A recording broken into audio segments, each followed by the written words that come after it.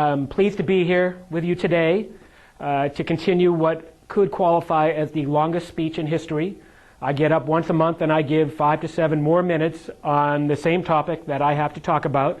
I suspect eventually I'll come up with something else, but for now I'd like to continue talking about obesity and food addiction from the perspective of someone who used to weigh 365 pounds and is maintaining a 155-pound weight loss now for more than 20 years. Today I thought I'd tell you about one of the most transformative events on my path from obese to where I am today.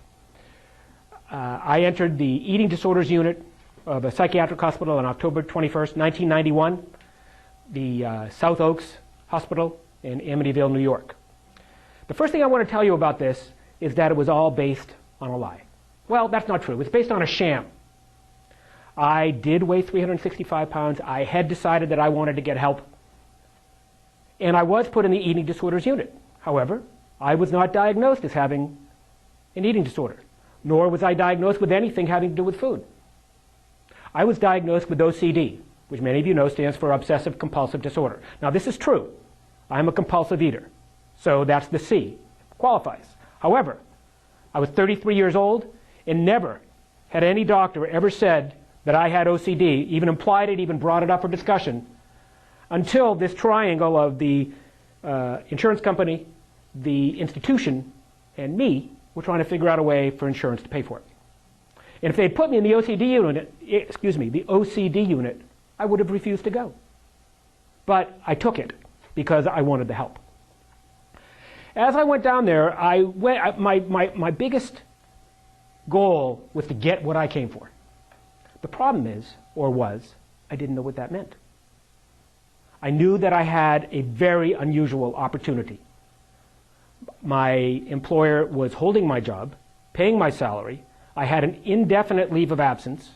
They were very supportive, very grateful for them. And I knew that and the insurance company was paying $56,000. So as it worked out, we didn't know how long it was going to be and therefore how much it would cost, but it was about $6,000 a week, and this is in 1991. So I knew I better not blow it. I couldn't just go down and read paperback novels. So I hoped while I was there that I would figure it out. Now, when I arrived on a Monday, they told me that at least for 2 weeks I would not be able to do any exercise of any note. And so for that reason, I took to leaving from the dining room to go back to the unit by an outside route instead of an inside route, because it got me outside, if only for a couple minutes, and it was a few more steps. Well, on Friday morning, my 5th day there, I went out through the side door and I stepped down. As soon as I hit the bottom tread, I heard what I thought was a truck coming on Route 27, which is a major route, 4-lane highway, going through Long Island, and that at this point was about 100 yards away from where I was. And I looked up, and indeed there was a semi-style trash hauler, not one of the bubble ones with the hopper and the compressor and all that, just a long, low 18-wheeler kind, used for hauling construction debris, I'd guess. And on the side of it, it had a slogan, "Get rid of it." No telephone number, no website, of course this was 1991, no other identifying information, just this slogan.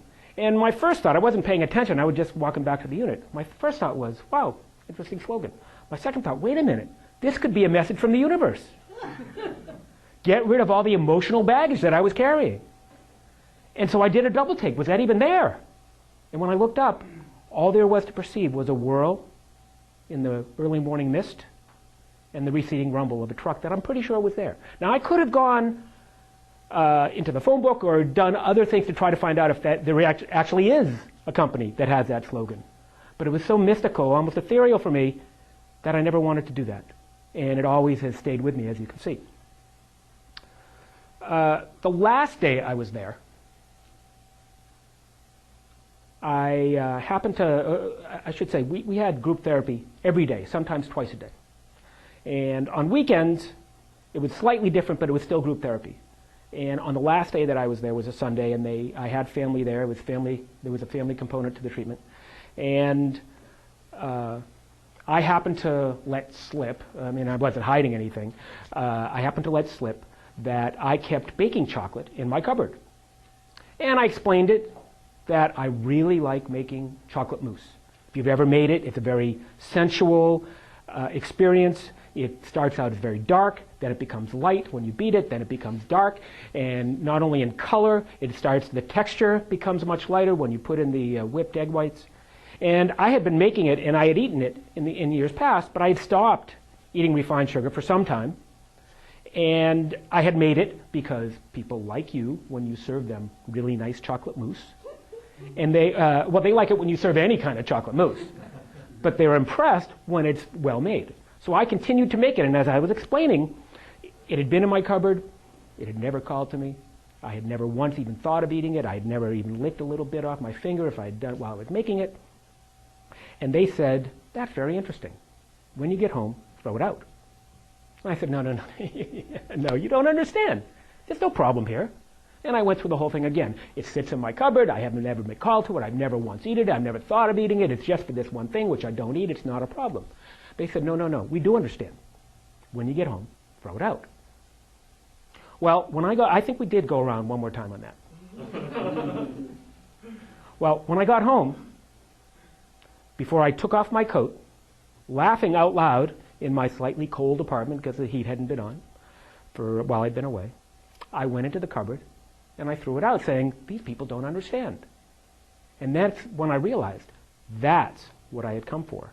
I had always thought that I knew best and that all I needed to do was be smarter and manage better and my life would get better, despite being 33 years old and 365 pounds, as big as clueless, isolated, not very happy. And what I needed to do was not be convinced, because being convinced didn't really mean anything when if I was convinced I still didn't have good results.